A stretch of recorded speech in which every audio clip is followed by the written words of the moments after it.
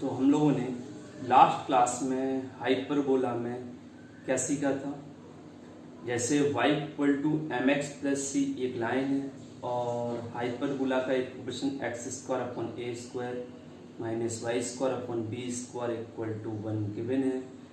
तो जो y equal to M X plus C वाली कंडीशन है, जो लाइन का इक्वेशन है, तो हमें पता करना था कि वो लाइन इस हाइपरबोला को टच कर रहा है, 2 पॉइंट पर इंटरसेक्ट करते हुए जा रहा है, या लाइन हाइपरबोला को ना ही टच कर रहा है ना ही इंटरसेक्ट करते हुए जा रहा है। तो इसके लिए कंडीशन सीखी थी। क्या किया था, जो y equal to M X plus C था उससे y की वैल्यू फाइंड करके हाइपरबोला में पुट किया था। x की फॉर्म में क्वाड्रेटिक बना था, जो x की फॉर्म में क्वाड्रेटिक बना था उसका d फाइंड किया था। d means discriminant d equal to b square minus 4ac, उसकी वैल्यू हमने फाइंड की थी। तो उसकी वैल्यू यदि आपकी पॉजिटिव आती है किसी भी क्वेश्चन में, d ग्रेटर देन 0 आता है, तो इस केस में हम बोल सकते हैं कि जो लाइन है वो हाइपरबोला को 2 पॉइंट पर इंटरसेक्ट करते हुए जा रही है। इट मीन्स वो हाइपरबोला के लिए कॉर्ड होगा, ठीक है ना। दूसरी कंडीशन है जो d फाइंड करेंगे, d इक्वल टू 0 आता है, तो इस केस में हम बोलेंगे कि जो लाइन है वो हाइपरबोला के लिए टेंजेंट है। तीसरी कंडीशन d लेस देन 0, मतलब d की वैल्यू यदि नेगेटिव आती है तो इस केस में हम बोल सकते हैं कि जो लाइन है वो ना तो हाइपरबोला के लिए टेंजेंट का काम कर रही ना ही कॉर्ड का काम कर रही है, ठीक है ना। ये तीनों कंडीशन समझ में आ गई। सबसे ज्यादा जो मोस्ट इंपॉर्टेंट इसमें पॉइंट है वो है हाइपरबोला लाइन को टच कर रही, मतलब सॉरी, जो लाइन है वो हाइपरबोला के लिए टेंजेंट है, अदरवाइज नहीं है। इसके लिए सबसे ज्यादा इंपॉर्टेंट पॉइंट जो है वो ध्यान रखना, C square equal to A square M square minus B.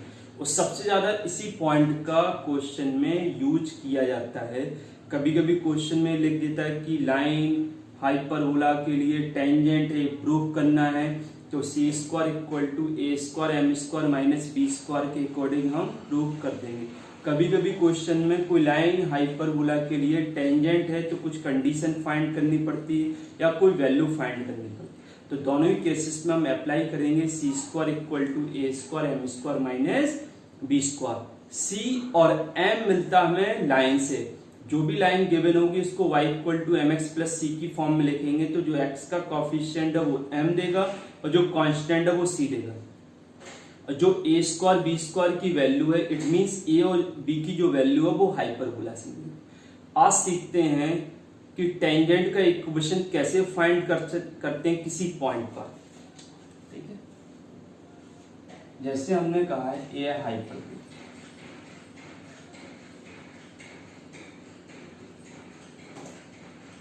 Hyperbola का equation x square upon A square minus Y square upon B square equal to 1। ये पॉइंट है P, इस पॉइंट के कोऑर्डिनेट x1, y। इस पॉइंट पर tangent का equation find x1, y।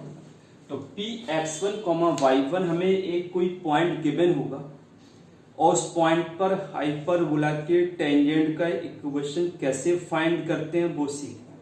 समझ में आ गया।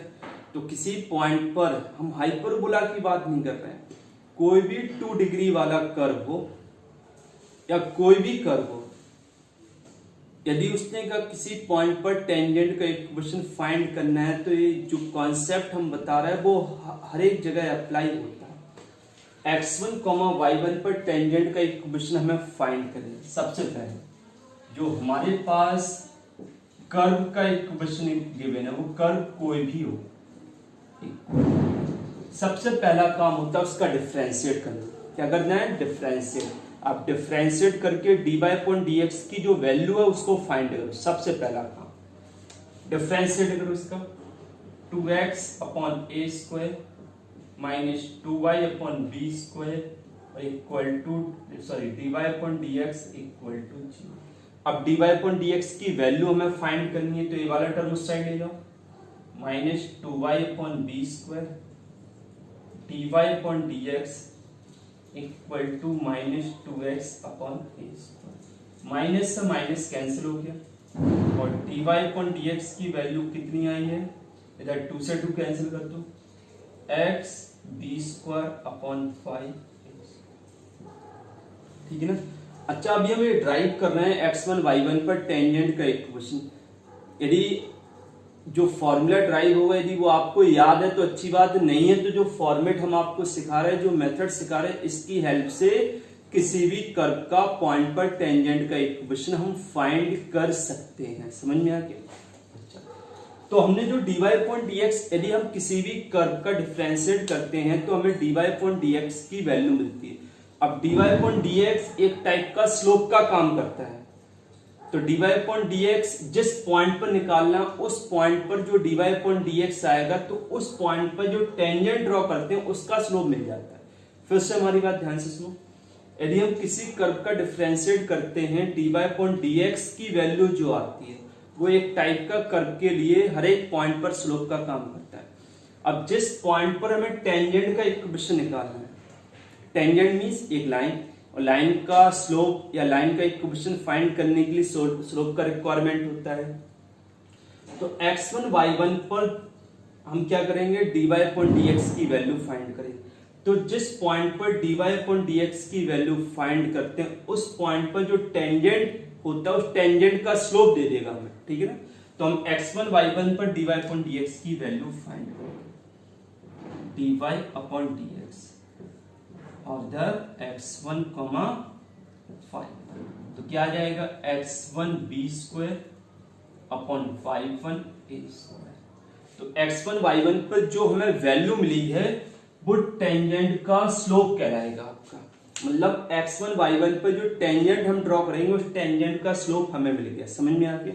अब हम क्या करेंगे, जब टेंजेंट का स्लोप मिल गया तो हमें पता है किसी पॉइंट पर या किसी लाइन का इक्वेशन हमें फाइंड करना है। टेंजेंट एक लाइन है और लाइन का इक्वेशन फाइंड करने के लिए किस चीज का रिक्वायरमेंट होता है, एक पॉइंट x1 y1 और स्लोप। तो हमें दोनों चीजें मिल गई। यहाँ पर px1 y1 जो हमें गिवन है, इस पॉइंट पर टेंजेंट का इक्वेशन फाइंड करना है, तो पॉइंट तो हमें गिवन है और स्लोप हमने फाइंड कर लिया। तो लाइन का इक्वेशन का फॉर्मूला क्या होता है, इक्वेशन ऑफ लाइन, तो y minus y1 equal to m और x minus s1।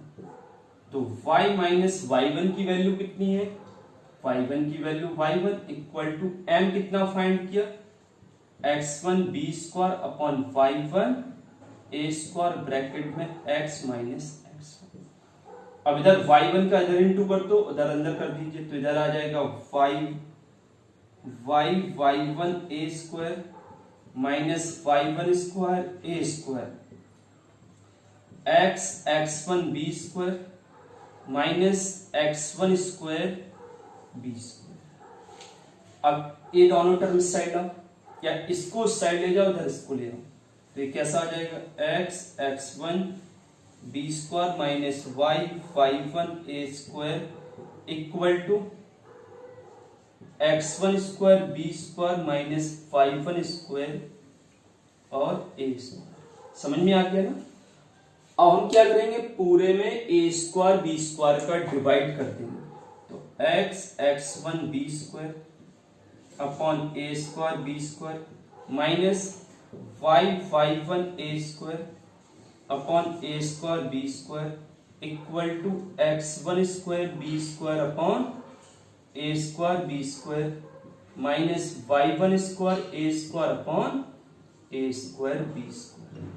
a square से a स्क्वायर कैंसिल हो गया, b स्क्वायर से b स्क्वायर कैंसिल हो गया, इधर a स्क्वायर से a स्क्वायर, b स्क्वायर से b स्क्वायर। यहां से पूरी चीज समझ में आ गई है। अब इसके आगे देखो,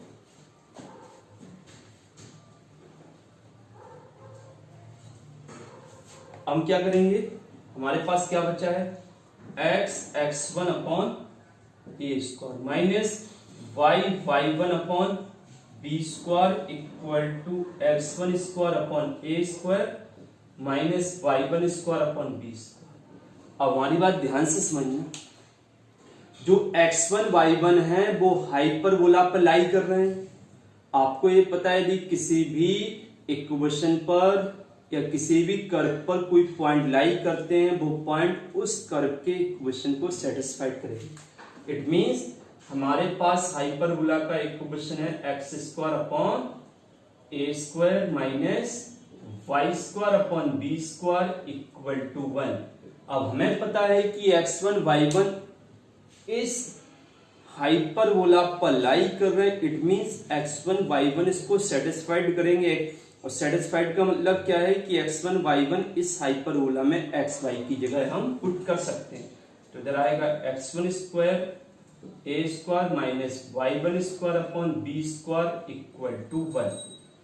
अब x1 स्क्वायर अपॉन ए square minus y1 square upon B square की वैल्यू कितनी है 1, तो इसकी जगह हम 1 पुट कर सकते हैं। तो x1 upon A square minus y1 upon B square equal to 1। ये आ गया x1 y1 पर टेंजेंट का इक्वेशन। अब देखो हमारी बात, जो हमारे पास हाइपरबोला का इक्वेशन होता है वो है x square upon A square minus Y square upon B square equal to 1। तो इस हाइपरबोला पर टेंजेंट का इक्वेशन डायरेक्ट आपको फॉर्मूला याद है तो अच्छी बात है। कैसे? जहां एक्स स्क्वायर है उसको x1, बाकी सब सेम। जहां वाई स्क्वायर है वहां पर y1 upon B square equal to 1। इस तरीके से हम इसको याद रखेंगे। फिर से x square upon A square minus Y square upon B square equal to 1 है। x1 y1 किसी भी पॉइंट पर टेंजेंट का इक्वेशन हमें फाइंड करना है तो एक्स स्क्वायर की जगह x1 और वाई स्क्वायर की जगह y1 अपॉन बी स्क्वायर हम लिख देंगे इक्वल टू 1। डायरेक्ट हमें टेंजेंट मिल जाएगा। समझ में आ गया? अब आगे देखिए, आपके पास मेथड क्या है टेंजेंट का इक्वेशन फाइंड करने का। कोई भी कर्व गिवन हो, ये तो हो गया डायरेक्ट फॉर्मूला। जब हमारे पास स्टैंडर्ड फॉर्म में होगा x square upon A square minus Y square upon B square equal to 1 तो डायरेक्ट फॉर्मूला पता हो गया। लेकिन कर्व यदि हमें हाइपरबोला का इक्वेशन है, किसी भी कर्व का इक्वेशन ऐसे फॉर्मेट में गिवन है जिसकी कोई कंडीशन ही पता नहीं है, तो हम क्या करेंगे, सीधा सा कॉन्सेप्ट है, डिफरेंशिएट करो, dy अपॉन dx की वैल्यू निकालो। जिस पॉइंट पर निकालना वो पॉइंट dy अपॉन dx वाली वैल्यू में पुट कर दो, तो dy अपॉन dx की जो वैल्यू मिलेगी उस पॉइंट पर वो टेंजेंट का स्लोप बन जाएगा। तो m मिल गया, पॉइंट हमें पता है, तो डायरेक्ट टेंजेंट का इक्वेशन हम फाइंड कर सकते हैं। समझ में आ गया? अब आपको पता है कि जो हमारे पास हाइपरबोला होता है x square upon A square minus Y square upon B square equal to 1। अब इसके पैरामेट्रिक पॉइंट, हम लोगों ने हाइपरबोला के पैरामेट्रिक पॉइंट सीखे थे। क्या बताया था हमने? पैरामेट्रिक पॉइंट क्या होता है? ए सेक थीटा और कॉमा बी टेन थीटा। ठीक है, A sec theta comma B tan theta ये पैरामेट्रिक पॉइंट है। और ये पॉइंट कहां लाई कर रहे हैं? हाइपरबोला। तो पैरामेट्रिक पॉइंट पर टेंजेंट का इक्वेशन में फाइंड करना है। तो पैरामेट्रिक मतलब x1 y1 की वैल्यू हमें गिवन है। x1 क्या है? a sec theta. y1 क्या है? b tan theta. तो X square upon A square minus Y square upon B square equal to 1 का किसी पॉइंट पर टेंजेंट का इक्वेशन वाला फॉर्मूला पढ़ा था हमने, इक्वेशन ऑफ टेंजेंट। तो क्या बताया? x1 upon A square minus y1 upon B square equal to 1, यही बताया था ना। तो हमने क्या सीखा था? यदि X square upon A square minus Y square upon B square equal to 1 है तो A sec theta comma B tan theta पर टेंजेंट का इक्वेशन, इट मींस यहाँ पर एक्स वाई y1 की वैल्यू हमें गिवन है A sec theta comma B tan theta, तो वो इधर पुट कर दो। एक्स ब्रैकेट में A sec theta upon A square minus Y B tan theta upon B square equal to 1। तो a से कैंसिल हो जाएगा, b से b कैंसिल हो जाएगा, तो क्या आएगा? x upon a sec theta minus y upon b tan theta equal to 1। ये हो गया टेंजेंट का इक्वेशन। समझ में आ गया? पैरामेट्रिक फॉर्म में। अब हमारी बात ध्यान से सुनो।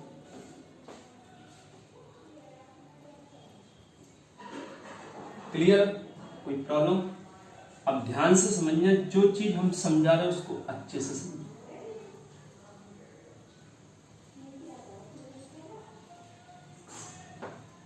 जैसे हमने कहा है हमारे पास कोई हाइपरबोला का इक्वेशन,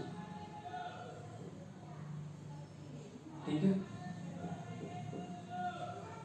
ये हाइपरबोला है x square upon A square minus Y square upon B square equal to, और कोई टेंजेंट गिवन है y equal to M X plus C, एक टेंजेंट का इक्वेशन, मतलब ये लाइन इस हाइपरबोला को टच करते हुए जा रही, तो हमें क्या करना है, जिस पॉइंट पर टच कर रहा है उस पॉइंट को फाइंड करना है, मतलब पॉइंट ऑफ कांटेक्ट हमें फाइंड करना है। जैसे हमने कहा ये लाइन इसको जिस पॉइंट पर टच कर रही है, इस पॉइंट पर टच कर रही है, ठीक है, तो इस पॉइंट पर टच कर रहे, तो इस पॉइंट के कोऑर्डिनेट हमें फाइंड करना है। हमें क्या गिवन है, हाइपरबोला का इक्वेशन गिवन है और टेंजेंट का इक्वेशन गिवन है। अभी तक हमने इसके पहले वाले में क्या सीखा था, हमें हाइपरबोला का इक्वेशन गिवन था, पॉइंट गिवन था, तो टेंजेंट हम फाइंड करते थे। अब क्या गिवन है, टेंजेंट गिवन है, हाइपरबोला गिवन है, अब पॉइंट फाइंड करना है कि जिस पॉइंट पर टेंजेंट हाइपरबोला को टच कर रहा है, जिस पॉइंट पर टेंजेंट हाइपरबोला के लिए काम कर रहा है, उस पॉइंट के कोऑर्डिनेट हमें फाइंड करना है। तो देखो उस पॉइंट को हमने कंसीडर कर लिया अल्फा कॉमा बीटा, कुछ भी कर सकते हो, एच कॉमा की अल्फा कॉमा बीटा, चलो हमने एच कॉमा की, अभी हमें इससे कोई मतलब नहीं है, अभी इसको छोड़ दीजिए। हमें जिस पॉइंट के कोऑर्डिनेट फाइंड करना है उस पॉइंट को एच कॉमा के हमने कंसीडर कर लिया। अब एच कॉमा के पर इस हाइपरबोला का टेंजेंट का इक्वेशन फाइंड करेंगे, तो x1 upon A square minus Y one upon B square equal to 1, तो इधर आएगा x h अपॉन ए स्क्वायर माइनस वाई के upon B square equal to 1। ये आ गया पॉइंट, जो पॉइंट हमें फाइंड करना है उस पॉइंट को हमने h कॉमा के कंसीडर कर लिया, h कॉमा के पर टेंजेंट का इक्वेशन निकाला, ए वाला टेंजेंट और ए वाला टेंजेंट सेम है, तो क्या करेंगे, दोनों को कंपेयर कर देंगे, तो इसको लिखेंगे एक्स एच अपॉन ए स्क्वायर माइनस वाई के अपॉन बी स्क्वायर और -1 इक्वल टू 0, इसे क्या लिखेंगे, M X minus Y plus C equal to 0। अब दोनों एक ही लाइन के इक्वेशन है, तो दोनों का कंपेयर कर दो। तो कैसे करेंगे, यहाँ x का कॉफिशिएंट h अपॉन ए स्क्वायर अपॉन m, यहाँ पर y का coefficient minus K upon B square upon -1 constant -1 upon C. बस हम क्या करेंगे, इसको इसके इक्वल करेंगे तो h की वैल्यू मिलेगी, फिर इसको इसके इक्वल कर देंगे तो k की, जो h की आएगा वो पॉइंट ऑफ कांटेक्ट हो जाएगा। तो इस तरीके से हम पॉइंट ऑफ कांटेक्ट के कोऑर्डिनेट फाइंड कर सकते हैं। तो आज की क्लास में जो हमने सीखा है उसको आप लोग एक बार बहुत अच्छे से घर पर रिवाइज करेंगे, ठीक है।